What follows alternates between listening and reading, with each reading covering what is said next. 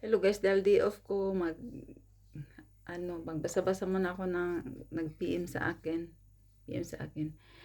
May tanong si Ma'am Tata MJ. Sabi niya, hello ma'am, paano mag-apply Romania po? Na, yan ang tanong na di ko alam. Kasi guys, alam nyo, pag pumunta tayo sa ibang bansa, kailangan ng visa, nagdidepende sa visa. Kapag nakapag-asawa ka doon, so, syempre, spouse visa yun. Halimbawa, may boyfriend ka naman doon, tapos kukunin ka.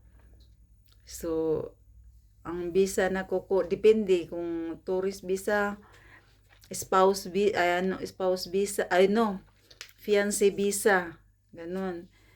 Tapos, kung work naman, depende, skilled visa, ganun. At saka, kung may agency na nag-hire sa'yo, ganun.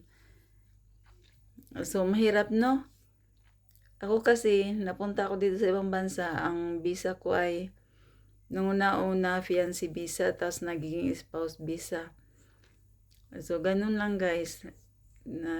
Yun nga, depende sa visa. Mahirap.